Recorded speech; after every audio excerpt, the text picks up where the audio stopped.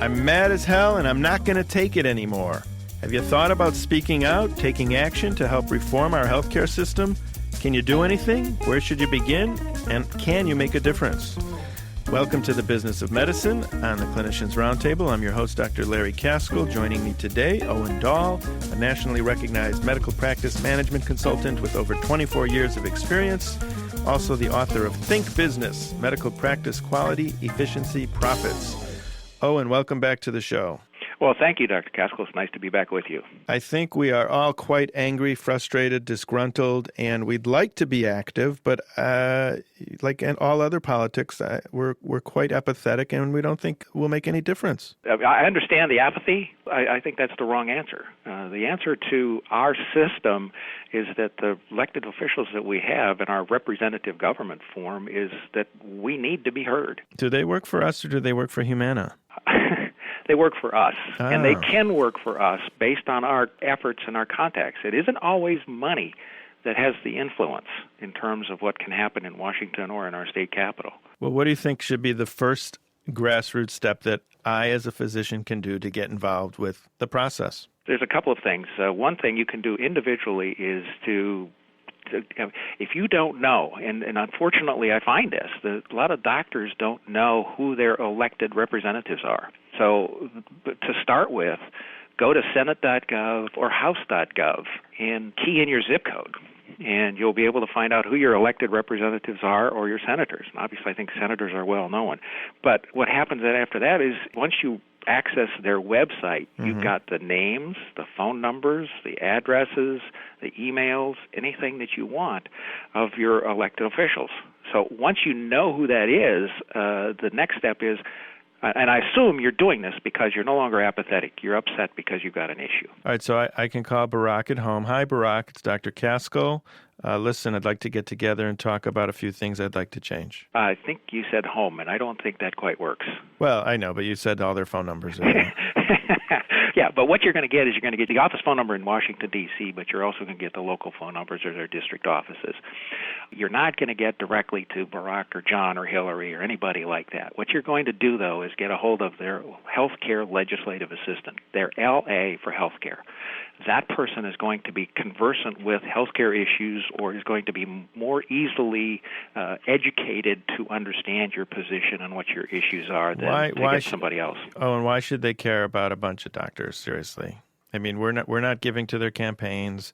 Why would they care that we're complaining that we're not making as much money as we did last year? Well, I think one of the key things is when you said a bunch of doctors, one of the proactive positions and situations that I would recommend is to get your employees and your patients involved, because they're not necessarily going to feel too sorry for that rich doctor who drives a nicer car than they do or lives in a nicer house than they do. I agree, and I hate to say that, but that's a perspective. But if you have an issue that's causing your practice to face issues of survivability in the long run, then what you need to do is tell your patients that, tell your employees that.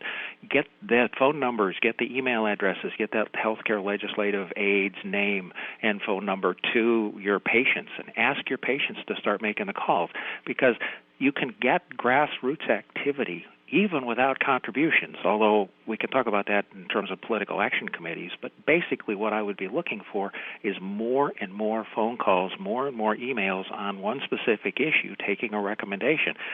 Dollars, but also people who vote that make a difference to our elected officials. I'm still pessimistic, thinking that even if I get all my patients to send an email to my local senator or congressman, that it will fall on deaf ears. Call me cynical. Well, and I can hear the cynicism in your voice and have seen that. But I've also seen where once we've been able to get some proactivity, we've been able to get some very good contacts, develop that relationship with that legislative aide, let them hear about it. They have interesting ways of getting to their boss, if you will, and helping us win. So, yeah, cynicism aside, you can still do it. Tell me, Owen, a grassroots problem, that an action plan that actually worked. Give me an example that I can actually bite my teeth into. Well, one of the things that I did, I worked with an organization called Community Oncology Alliance. and because there was some drug reimbursement issues for chemotherapy that still in fact exist.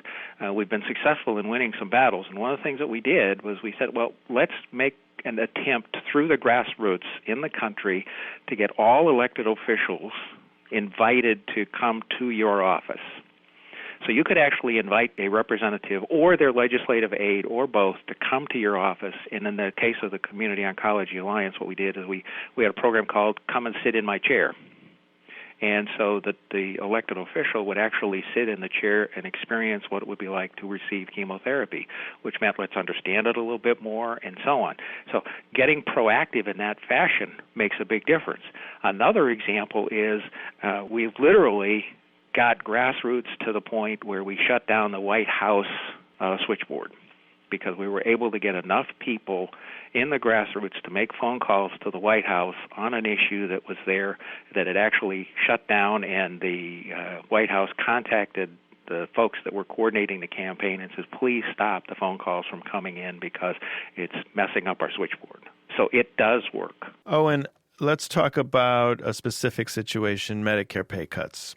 Once again, we are faced with an upcoming pay cut scare that we go through pretty much every 6 months to a year. Supposedly, as of June 30th of this year, the 10.5 Medicare payment is going to be passed, that everybody's going to get cut 10.5% across the board. Come July 1st, that's correct. So our president has said he wants to cut Medicare, the Democrats want to cut Medicare Advantage, so on and so on. So once again, what's going to happen on June 29th? Well, hopefully something happens before then, but the risk is very real that you said.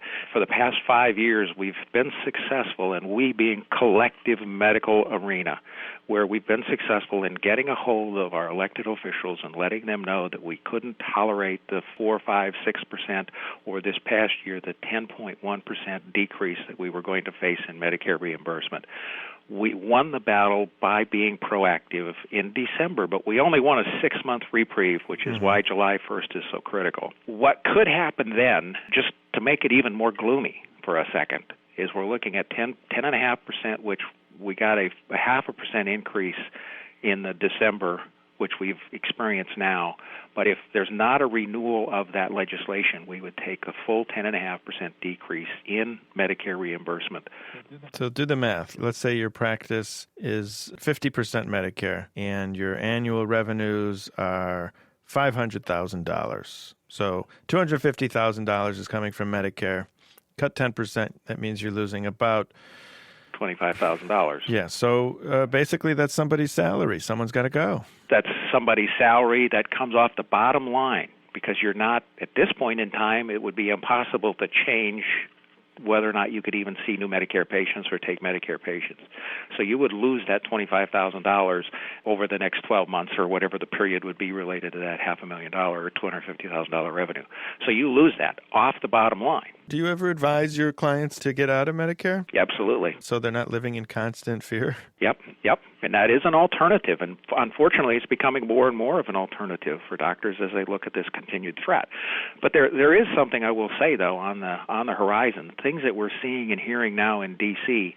suggest that we might, because this is an election year, and because we are active with the grassroots, making those phone calls and contacting the legislative aides and so on that we've talked about, it looks like there's a potential we could get an 18-month extension. Another one. And that's the good news.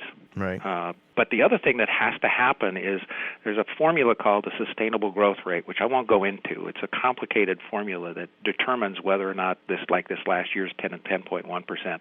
Actually, for 2009, this is the gloomy part, there's an additional 5.4% that's predicted to decrease. So we could lose 10.5% July 1st, but we could lose another 5.4% January 1st. Well, I think the other factor that needs to be mentioned is that all the private payers out there link their reimbursement to Medicare. Yes, so it's do. not just that the Medicare payment's going to go down, it's that every payment's going to go down 10%. Yeah, so our example of $25,000 could become $500,000 within a year after Medicare makes that change. It doesn't happen instantly, but it will happen. So that what we're looking at is a $50,000 decrease in our example that we talked about a few minutes ago. Oh, and what if we got every doctor in America to just say no to the insurance companies? As of June 1st, no doctor is going to accept insurance anymore. And that everybody takes the risk, and that'll basically solve the problem. Well, it's a little yes, drastic. It won't happen. But no, I can't get 5 doctors to agree. Well, we can probably get 5, but that 6th one is impossible. But we couldn't do that from a practical point of view. However, and one of the key things is, just your example that you gave when you talked about taking that $500,000, $250,000, $25,000 off the top, that translates into actually an exponentially larger number. And if we get doctors to, and I hate to say this, but I have some practices where doctors don't even see a monthly financial statement. So they wouldn't even know what the impact is on their practice for that number. So how can you then turn around and get them to agree to not see Medicare patients or managed care patients? So we have to start. And one of the reasons that I like your topic today is that it's a grassroots kind of thing. And a grassroots means get your patients to call DC. Well, maybe it's even more grassroots in getting the doctor to understand his business side of his practice so that he can understand the impact of these legislative issues. If you take that $25,000, that's for one practice. And if you do the math for how many practices there are in America, there's going to be a lot of unemployed people. Perhaps the government would respond more to that number than just what the doctor sends them. Well, and that's, again, part of the idea of the grassroots because it has such a direct impact. I mean, so we get stuck with this. Come August, we have to lay off a bunch of employees. Those employees, we tell them, look, we're sorry, this is not our decision. This is a decision of the government. Call your elected official and tell them that you're no longer employed.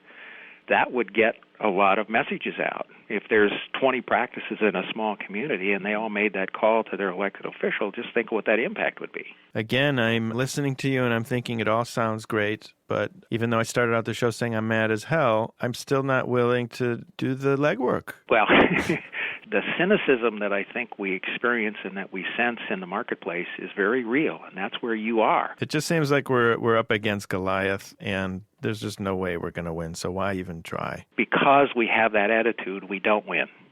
I think we need to take a change in our attitude and say, this is something that I'm going to get active in.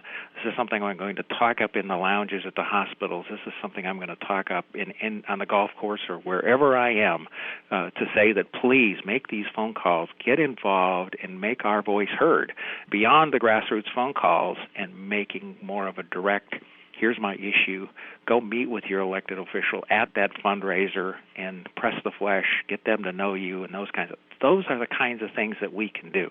Owen Dahl, thank you very much for sharing your thoughts, your dreams, and your suggestions. I hope some of them come to fruition. They all will if we want them to. God willing. Let's be hard at it. Yes, sir. I'm Dr. Larry Kaskel, and you've been listening to The Business of Medicine on the Clinicians Roundtable. Thank you for listening.